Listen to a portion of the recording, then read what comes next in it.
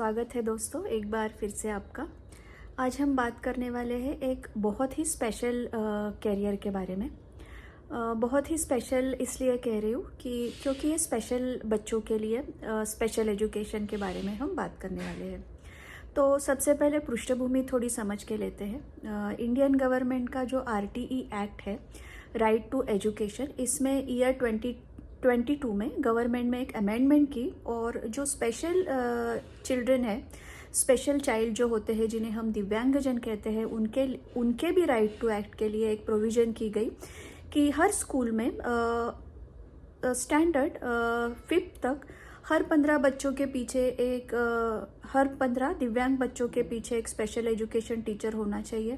6 से 8 स्टैंडर्ड तक हर 10 बच्चों के पीछे एक स्पेशल एजुकेशन टीचर होना चाहिए। इस अनुपात में स्पेशल एजुकेशन टीचर होना चाहिए।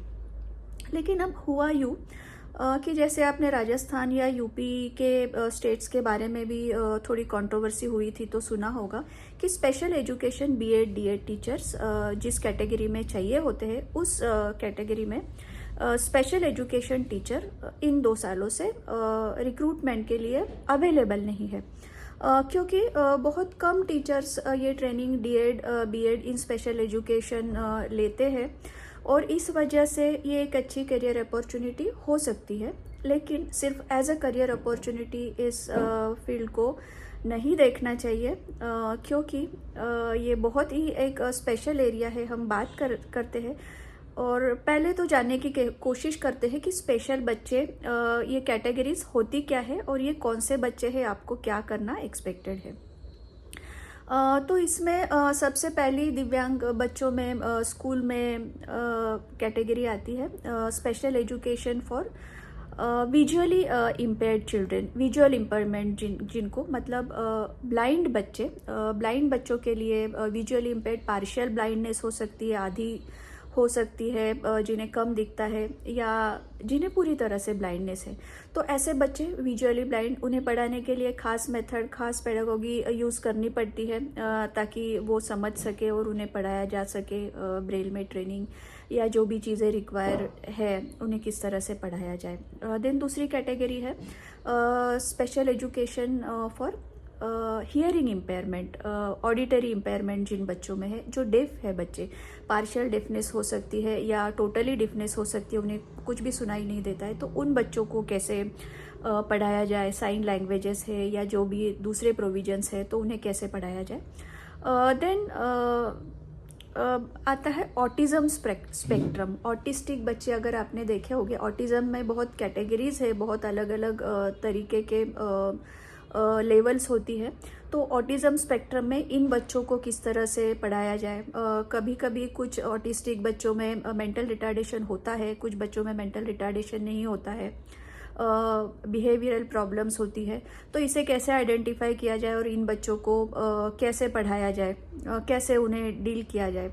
Then learning disability, special education for children with learning disabilities, ये सबसे बड़ा ग्रुप है क्योंकि इन जनरल हम देखते हैं तब ऑटिस्टिक बच्चे या डेफ बच्चे, विजुअल इम्पेयरमेंट, हियरिंग इम्पेयरमेंट, ऐसे बच्चे कम होते हैं। लेकिन लर्निंग डिसेबिलिटीज़ बहुत बच्चों में होती है, लेकिन वो आइडेंटिफाई नहीं हो पाती। जैसे हमने तारे ज़मीं पे मूवी में देखा था कि उसमें जो बच्चा था उसे डिसलेक्सिया होता है, ये एक रीडिंग डिसेबिलिटी होती है। वैसे ही डिसआर्थ्रिया, डिसलेक्सिया जैसे जिन्हें राइटिंग प्रॉब्लम होती है, राइटिंग में प्रॉब्लम होती है, वैसे ही अलग अलग लर्निंग डिसेबिलिटीज़ होती है। कुछ कंडीशंस होती है जैसे ADHD हो गया, hyper active attention deficit children होते हैं।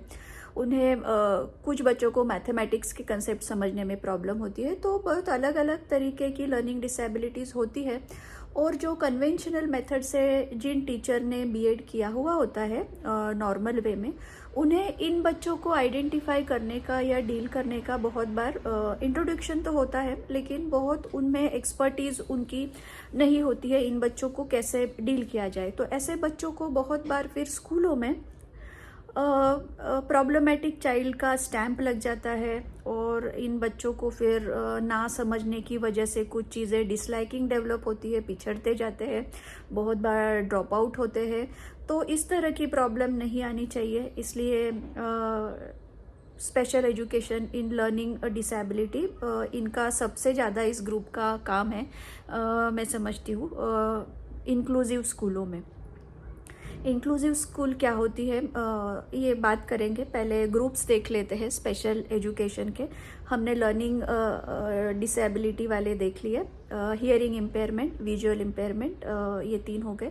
देन कुछ बच्चे होते हैं जिन्हें लोकोमोटर या सेरिब्रल पाल्सी होती है, जिन्हें मूवमेंट की प्रॉब्लम होती है। उनको ब्रेन डैमेज की वजह से मूवमेंट में प्रॉब्लम आती है, इवन आई मूवमेंट्स में, हैंड टू आई कोऑर्डिनेशन में, चलने में, उनके पोस्चर में प्रॉब्लम आती है। बहुत बार उन्हें बिहेवियरल या मेंटल डिसेबिलिटी हो सकती है, या आईक्यू बिल्कुल नॉर्मल भी हो सकता है, दोनों भी चीज़ें हो सकती है। तो इन बच्चों को किस तरह से पढ़ाया जाए या ट्रेनिंग दी जाए। देन एक ग्रुप होता है mental retardation, special education in mental retardation. अब मेंटली रिटार्डेड जो बच्चे हैं, इनमें अलग अलग 100 हम नॉर्मल आईक्यू पकड़ के चलते हैं।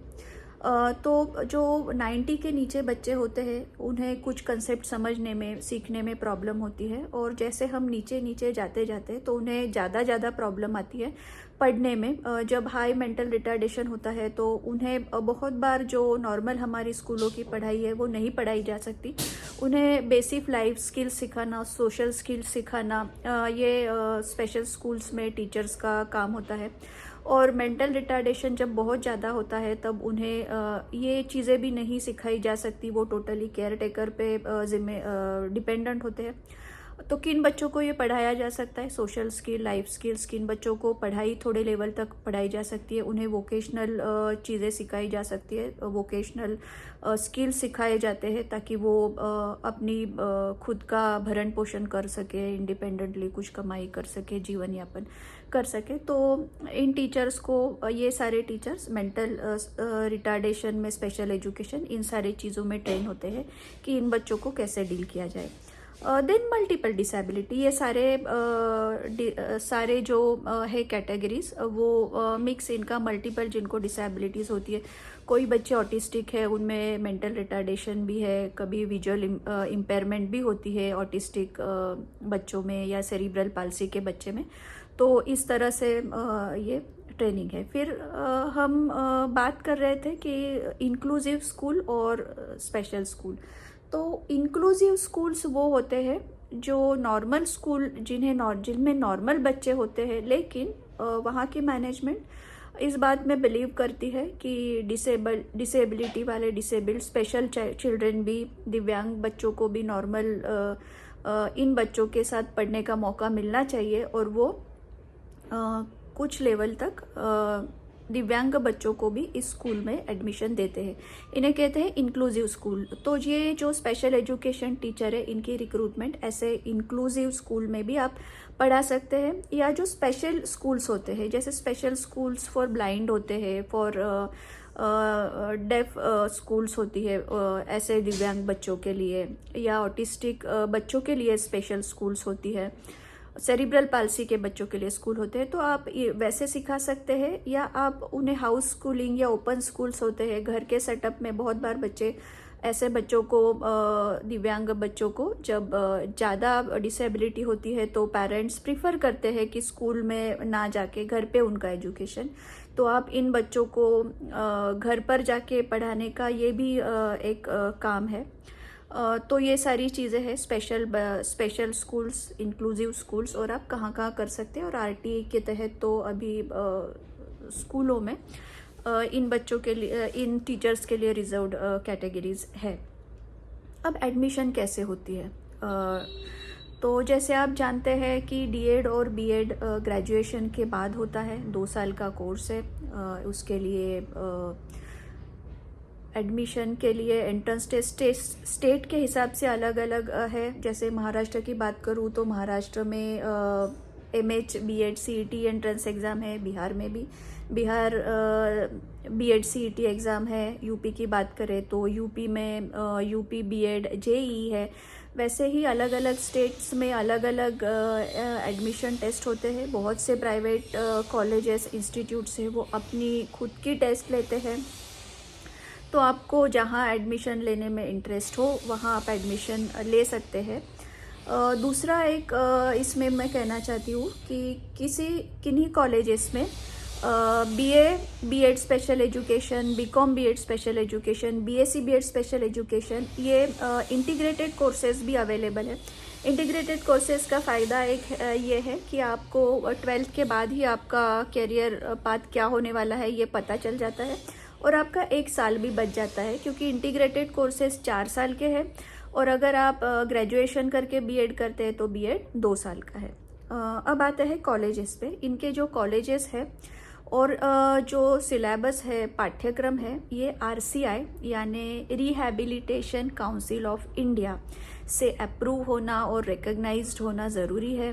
तो मैं ऐसे कॉलेजेस की लिस्ट लिंक में शेयर कर रही हूँ जो आरसीआई से अप्रूव्ड है कॉलेजेस, और कौन से कोर्सेस आरसीआई ने अप्रूव किए हुए हैं वो भी मैं लिंक शेयर कर रही हूँ। तो आप बीएड, डीएड और एमएड इन स्पेशल एजुकेशन के सिवा स्पेशल एजुकेशन में और भी दूसरे कोर्सेज है, जैसे साइन लैंग्वेजेस के डिप्लोमा है या डिग्रीज है, इंडियन साइन लैंग्वेज में कोर्सेज है, बीएससी इन रिहैबिलिटेशन साइंस है। तो इस फील्ड में जो काम करना चाहते हैं उनके लिए अलग अलग कोर्सेस वो भी आप आरसीआई की साइट पर देख सकते हैं, और कॉलेजेस में शेयर कर रही हूँ तो आप वहाँ के एंट्रेंस टेस्ट क्या है वो आप पता कर सकते हैं।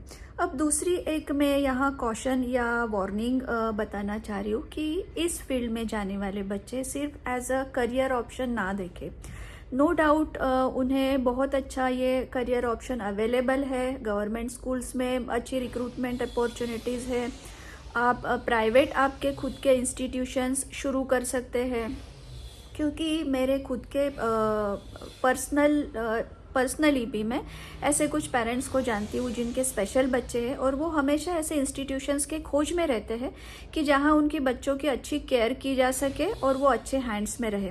तो आप खुद के ऐसे स्कूल्स भी शुरू कर सकते हैं, और इन स्कूल्स के लिए इन पेरेंट्स के बच्चे जो हर संभव मदद देने के लिए तैयार होते हैं। जैसे मैंने बहुत से पेरेंट्स देखे हैं वो स्पेशल स्कूल्स के लिए अपनी जगह देने के लिए तैयार होते हैं, फाइनेंशियल हेल्प करना के लिए तैयार होते हैं। वो बस चाहते हैं कि उनके बच्चों की या उनके जैसे जो और दूसरे भी बच्चे हैं उनकी अच्छे से केयर ली जा सके। इस उदात्त भावना के साथ बहुत से लोग हेल्प करने के लिए तैयार होते हैं। तो आप ऐसे स्कूल्स शुरू कर सकते हैं, उनके केयर होम्स शुरू कर सकते हैं, या उन्हें घर पर पढ़ाने का काम कर सकते हैं। तो रास्ते तो इसमें आपके लिए अपॉर्चुनिटीज़ बहुत है, लेकिन कॉशन मैं ये करना चाहूँगी कि वही बच्चे इस फील्ड में जाए जो सिर्फ इसे पैसा कमाने का ज़रिया समझ के ना देखे, जिनमें एक संवेदनशीलता हो, काइंडनेस हो और बहुत ज़्यादा पेशेंस हो, क्योंकि दिव्यांग बच्चों को पढ़ाने के लिए बहुत ज़्यादा पेशेंस की ज़रूरत होती है।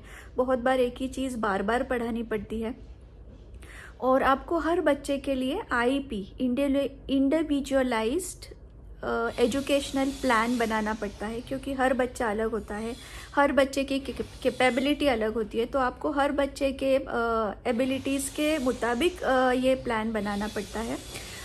तो ये काम बहुत थकाने वाला और बहुत पेशेंस वाला है। तो जिनमें पेशेंस है दिव्यांग बच्चों के साथ डील करने का, और जो एक उदात्त भावना के साथ और लाइफ में कुछ पर्पसफुल लाइफ जिए इसलिए इस करियर को सिलेक्ट करना चाहते हैं, ऐसे बच्चे अगर इस फील्ड में जाए तो उन्हें काम करने के लिए ये चैलेंजिंग है। जैसे हर बच्चे के लिए एक अलग प्लान बनाना, फिर आपको ये भी एक्सपेक्टेड है कि आप पेरेंट्स के साथ कोऑर्डिनेट करें कि उस बच्चे के साथ कैसे डील करना है, क्या रिक्वायरमेंट्स है, ये आपको करना है। तो ये एक इंटरेस्टिंग और चैलेंजिंग भी काम है, लेकिन अगर आप उस माइंडसेट के ना हो, आप में इतनी पेशेंस ना हो, या एक उदात्त भावना या पर्पस ऑफ लिविंग के लिए अगर ना गए हो, तो ये काम आपको बहुत बोरिंग और फ्रस्ट्रेटिंग भी लग सकता है। तो इसीलिए सोच समझ के ये करियर सिलेक्ट करें, और खुशी से अगर आप जाना चाहते हैं तो पर्पस से ये करियर सिलेक्ट करें। बहुत अच्छा इसमें आपको काम करने मिलेगा, और एक समाधान फुलफिलमेंट वाला काम है। लिंक में मैं इंफॉर्मेशन कॉलेजेस की शेयर कर रही हूँ, उसे ज़रूर देखें। और बीएड डीएड के अलावा भी जो दूसरे कोर्सेस है जैसे diploma in sign language, hearing impairment, दूसरे भी बहुत है, वो भी आप देख सकते हैं ताकि इस फील्ड में आप अच्छा काम कर सकें। All the best.